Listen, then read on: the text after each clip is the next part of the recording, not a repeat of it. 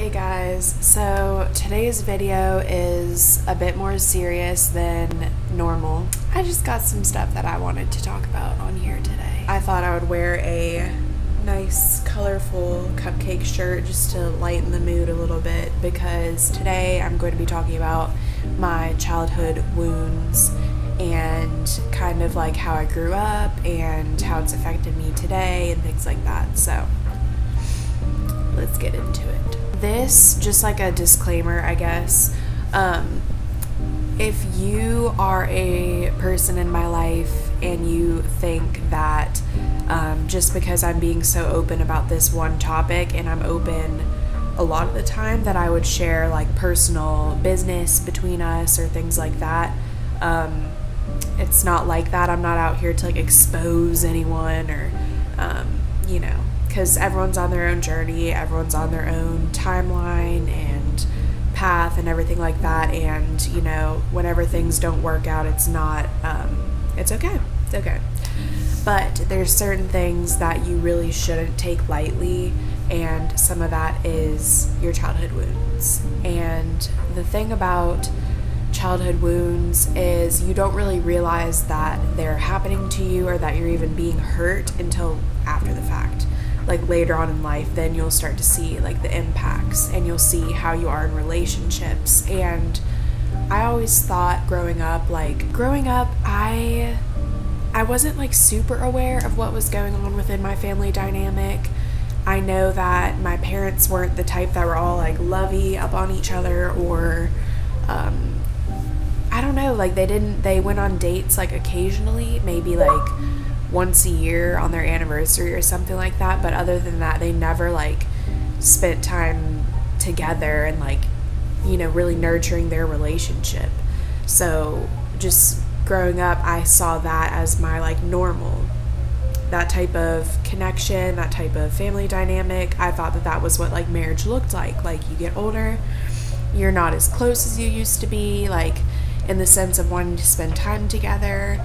And for example, my dad, he used to work in downtown Atlanta back in the day, and then he worked in our neighborhood at the clubhouse, and he like worked from there for a little bit, but then after this he just decided he wanted to change, so he wanted to travel.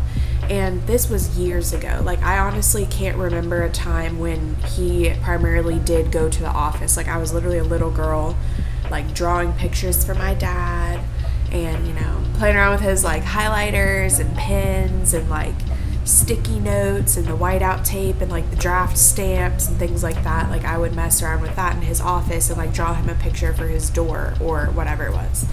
So those are my last memories that I have of him working at like a traditional like office type setting. And he's worked with the same company for multiple years, and obviously that's normal, and like a lot of people do end up doing that. But for me personally, I more want shifts and change to happen in my life, so I wouldn't want to stay consistent with this one company unless it was like super in alignment with me and my values, and like I just really loved the environment, and I felt like I was growing there, and I was being encouraged, and I was encouraging others, and just like my presence matters there, you know what I'm saying? But if I could get fired, or someone could, you know, if my place was taken out of the picture, is there a gap? And is my energy needed there? But not in a toxic, like codependent way, but just like there's so much value that can be added here, and we want you because you add to this value, and then I would stay. You know what I'm saying? But it's not because like they're hyping me up or they're patting me on the back or anything like that. Like that's not why I would stay. I would stay because I truly, in my gut and in my heart and soul, like it's literally like a deep feeling that I get like deep within. Like there is this fire and flame and passion that I have for just creating my dreams and just making it happen. And I do that every single day with like little things, and like my art projects, I'll put my whole heart and soul into that, and I'll come up with this like really nice cohesive idea that's like aesthetically pleasing, and it communicates what I'm going through, or like some lessons that are happening right now. Like everything that I do has meaning. And I'm getting a job soon. I'm trying to like create a position for myself because this position doesn't exist as of now. And I think it's just like this fire and passion inside of me for wanting to create new things, like new structures and new ways of being and ways of living and new like programs that can help people. So I really want to get into like nonprofit work and do the whole, you know, I thought I wanted to do grant writing. I did that class this summer. I really liked the class. I liked the values of it, but the practice itself was too like formulaic in nature. So it was too like, okay, well, this is exactly what grant makers want to see. So if you want your project to be funded, like this XYZ is how you're going to try to get funded. So you'll apply for these programs. But to me, it's like you will get lost in the sauce and you will get lost in the whole like whir of it all, because they can't fund every single project. So it's like you would take the chance, am I going to be able to stand out on my own? Like, oh my goodness, like, are we going to be good enough for this grant? Are we going to get this? Like, it doesn't matter how passionate you are about something, unless you do it, then, and the whole reason in saying this is because my dad is the type of person who is comfortable in a safe position, not wanting more for himself that much. Like, he may, but he never acts on it. And that's the thing. Like, I have a very difficult time now. Like, I respect people as an individual because, like, you are on your own, like I said, path and journey, and I can't judge, you know, where you are on yours compared to mine, because it shouldn't be a comparison. It's two different lifestyles, and we all have individual lifestyles and ways of being and all that kind of stuff. But I am not the one to sit back and let life tell me, like, let the world tell me where I need to be or what I should be doing. Because if I did that, I don't know, I completely take myself out of that category of people. Like, I almost see myself, I'm being really honest here, this might get some hate, but I see myself as like a superior level person. And it's not from an ego sense though. Like, I don't walk around like shoulders high because I think I'm better than you. It's just like the things that I've experienced and the things that I've learned and grown from, I'm able to like shape shift and craft my own reality. And in a sense, it's like a life coach. Like, you would pay somebody to, like, I don't really know exactly what they do, but, you know, telling you how to live and how to allocate your resources and give you some insights and some ideas and kind of act as like a therapist / counselor and coach all in one, and they can help you like make your dream a reality. So that in itself is a version of light work, and that in itself is a version of helping people. And for me, I don't want to directly work with the people in that sense. I want to make the structure that people can work within.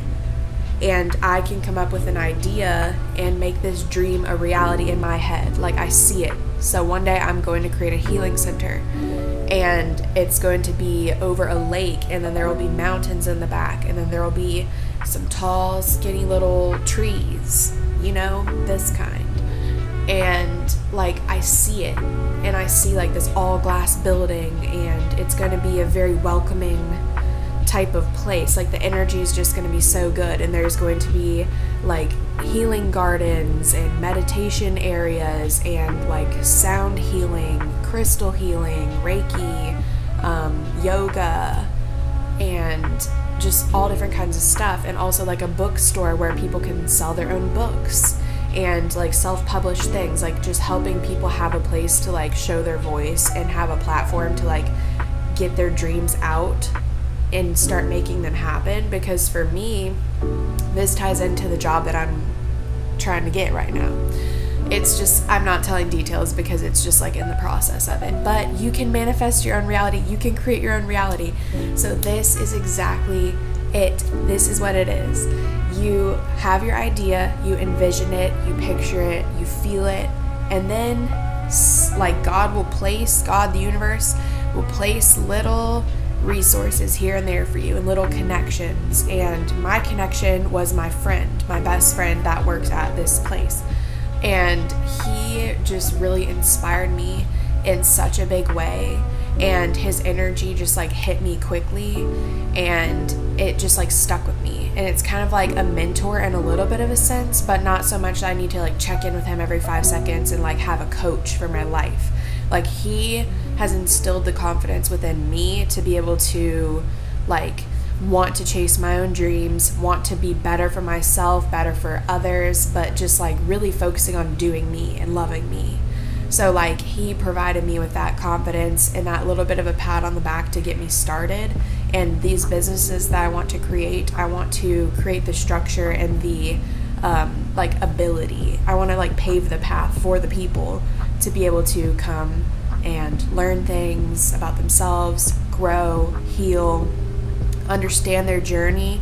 And they may be just coming from a normal family, and you would think that there's nothing wrong with their lives, but deep inside, you need to look in the mirror and check with yourself and be like, am I okay? Am I happy? Like, what's going on here?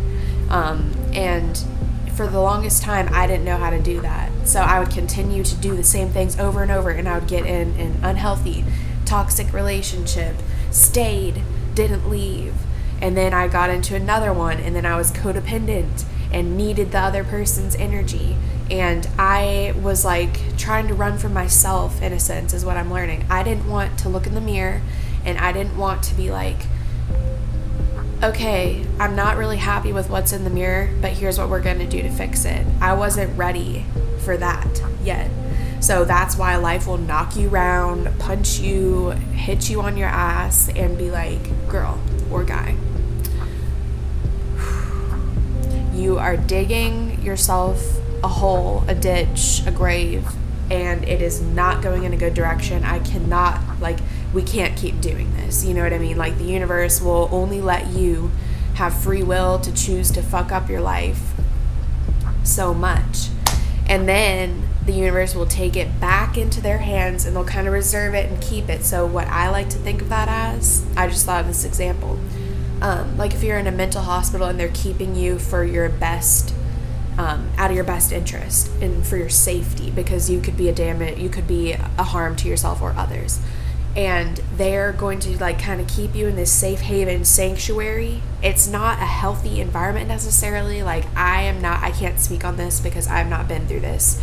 But what I imagine is, y'all, I forgot what I was gonna say. Hold on. So like, God doesn't want you to, okay, here's what we were gonna do. Never mind. So a while ago, like last year, maybe sometime last year, whenever I would journal a lot, I journaled to understand myself and to understand my journey, and it became an addiction. Like, it was my new thing to grab onto. So first, it was my first boyfriend, then my second boyfriend, and then I didn't have anything else to cling on to. Once I was set free, I wasn't ready to be alone. I wasn't ready to be by myself. I wasn't ready to have to look at the man in the mirror and do that evaluation with myself. I was not wanting to do it. I turned the other way. Fuck that. Literally, fuck that is what I would feel like in the past. And scared. But see, the fear is like the underlying thing of it, but the fuck that is like your ego like covering it up. Like, oh, well, I'm not, that's not me. You know what I'm saying? So the universe doesn't want you to ruin your life. And that is why you'll get knocked around, and then one thing will just really break you, hurt you, do something to you. So everyone's version of that is different. It could be a death in the family or with someone who is super close to you. It could be a romantic relationship. It could be a friendship. It could be something that you were attached to in some sense. That thing, that one thing that you would never want anyone to hurt, touch, damage, take away from you is pulled from underneath of you completely. That is so scary. And see, that's the truth of the matter, and that is what no one wants to look at. And I didn't want to look at it either. So it's no like hate, shame, any of that at all. So that's why I'm saying everyone's on their own timeline, and some people are still wanting to cling to their old selves and their old life, and they don't want to change. And my dad is in this category of people. So with all that being said,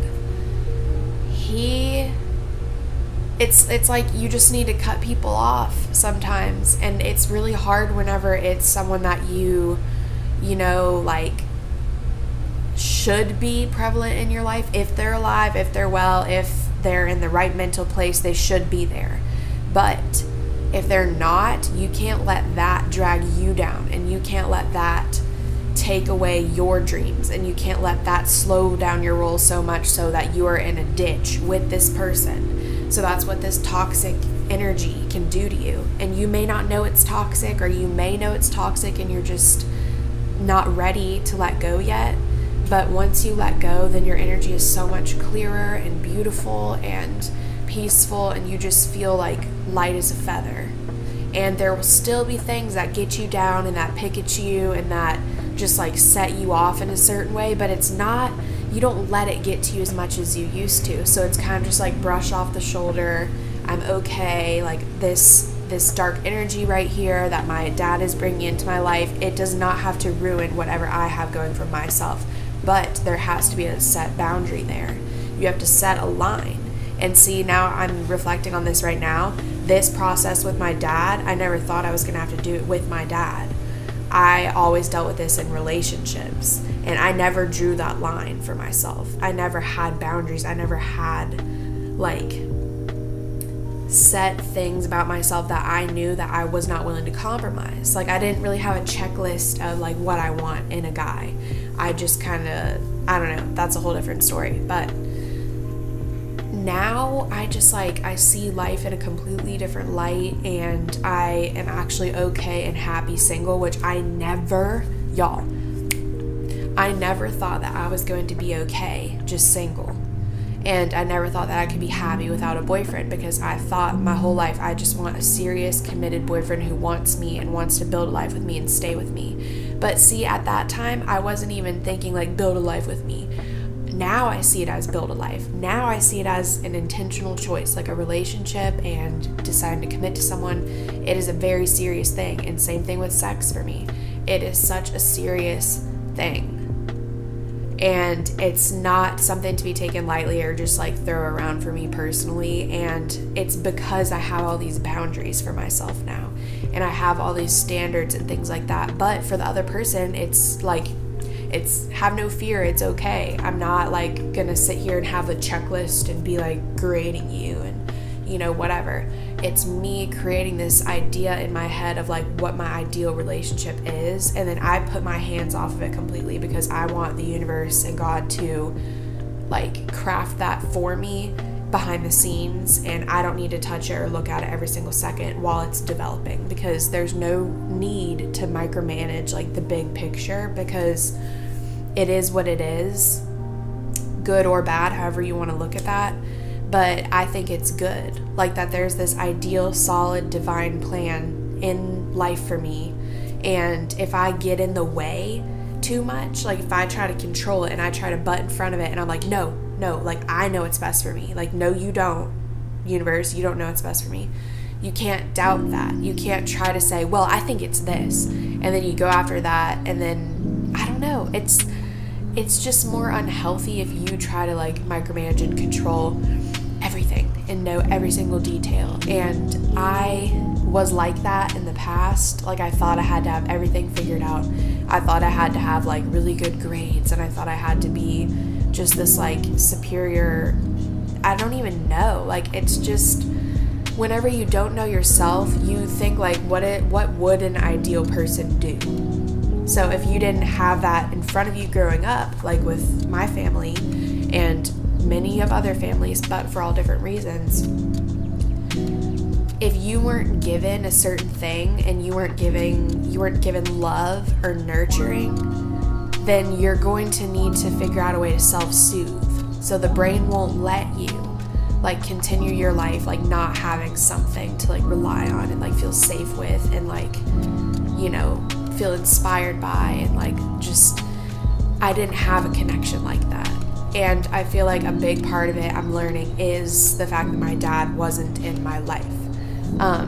He was, but he wasn't, because I personally think that he mentally and just deep in his soul did not want to be, I don't know if he didn't want to be a father. I think that's a little extreme and not my place to like say or judge, because I'm really truly not sure.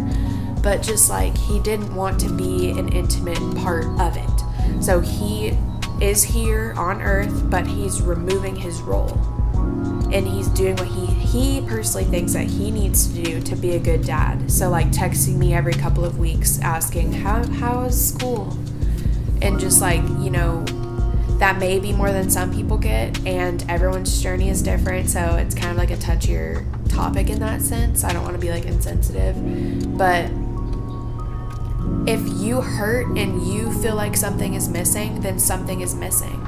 It doesn't matter if your dad is there in your life and he's home. If he's not bringing it in the way that your soul needs, like your inner child needs a father, and your inner child needs someone who can hold your hand and encourage you and tell you that you can do it and like support you in all these ways. If you weren't given support, you eventually will learn to give support to yourself, but you can spend a big chunk of your life in pain because your inner child is unhealed and those wounds are unhealed.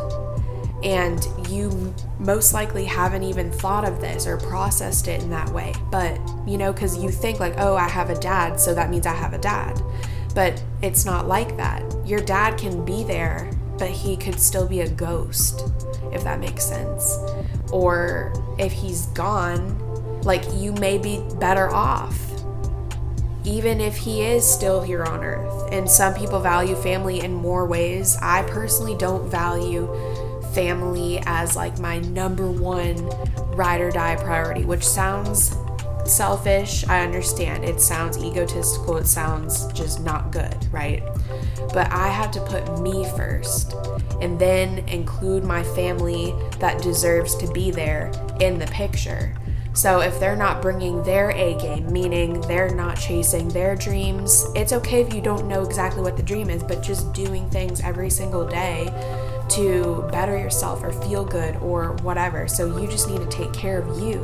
And this process is hard at first, to learn to take care of yourself, to learn to love yourself, to learn to think for yourself and have your actual own opinions instead of just, you know, letting everyone else figure it out for you or tell you what to believe. Like, I used to be extremely just reliant on everyone else for the answers, and now it's like I can't even picture my life in any other way other than like me being the driver of my life and me deciding, like, you know, should I spend time with these people? Are their energy good for me? Are they healthy for me? Are they not? Okay, well, let's not then. Like, just being that like protector and savior for your own soul. And just I'm gonna write a book one day, but one of these topics is called the energy bouncer. And the energy bouncer is like at the front door, it's knocking, it's trying to get in, and this is external people's energy, right? But you are your own body's energy bouncer, and that means that you are going to have to be on guard and ready to attack and fight off or discourage certain energies from entering your space, because it can really affect you. And the more time that you spend with other people, the more their energy is going to become a part of yours. So that is why I think people take these trips, or they go do something for themselves. They go on a sanctuary, like vacation, and they go like camping in the woods if that's what they need. And then they just fish, and then they live their life like completely by themselves. They don't talk to anyone, phone off, whatever the case is. That's what they do. Some people do other stuff. Some people may just go up and move somewhere different in the country and start a whole new life. Like, people are trying their best to do what's best for them, and you don't always make the right choice, and you don't always steer the car in the right direction, and you may be thinking that you're doing what's best for you at the time, which is what I did. Like, throughout multiple experiences in my life, like kind of trying to fill in the gaps for myself. But because I never had a leader, a father, a whatever you want to call it, dynamic, like this dynamic that I ideally wish I could have had now looking back at it, I didn't have that. So now it motivates me in my life to want to make that for other people, like make it possible for other people to potentially not even have to go through some of the things that I went through. And I can make more deep personal videos. I think this is the most like intimate, like one-on-one, like detailed video that I'm making. But I really think it's important to kind of point out these different details and see, like, it doesn't matter what you look like, it doesn't matter who you are, like every single person has some type of childhood wounds, and it may be small to some people, it may be really, really large to some people, and you may misjudge each other's like experiences, and you may be like, oh well, you haven't had it as bad as me or whatever. But you know your pain, you know your inner suffering, you know the parts of you that are hurting and needing something the most. And the part that's needy is just the inner child. And everything that happens in your life, it all is kind of intended for you to reflect on this inner child and see her or him struggling. And you are supposed to pick up that inner child, and you're supposed to unpack the bag, the boxes, the multiple boxes, basement full. And you're supposed to analyze your life, and you're supposed to just see how you've been living. And is it making your soul happy? And if the answer is no, then you need to, and the universe will give you all the resources, all the time, everything you could ever need to figure this out, so you don't need to worry about the how. Just commit to the journey of healing you. And part of healing you is healing all of you. So that's why you have to go back to your childhood, and you have to think about these things. You can't just push it away and not think about it, like that you were denied certain things, or, you know, that you weren't valued in certain ways or uplifted in certain ways. You know that person better than anyone else knows, and no one can tell you how to feel. And an example for me, it's like, it's different for my brother. He's experiencing the same exact childhood in a completely different perspective. So everyone has their own way. So that's why this is a sensitive thing, and everyone needs to be gentle about it to each other. And it's a very difficult thing to talk about with other people. It's normally something that you just internally process your entire life, your entire childhood. And you don't talk to your parents about it. You don't talk to your friends about it. You don't talk to your siblings about it, likely. So it's just like this internal pain that you've accumulated. It will build up over time, and there's going to be a breaking point, and everyone's breaking point's different. So I can't gauge and tell you when it's going to happen. If it's already happened, I feel like you will know if it's already happened. And that's just kind of how you see where you are on your healing journey. And you can apply this to anything in your life that you need to heal from, other types of trauma, and pain and suffering and just all those feelings. But that is it for today's video. I hope you guys enjoyed. I think this will be a series because I really think it's important to talk about these topics and show people that you're not the only one going through any of these things, and that there is a way out, and that you can pull yourself out of the darkness and back into the light where you were meant to be. So yeah, I love you guys so much, and I'll talk to you in my next video. Bye.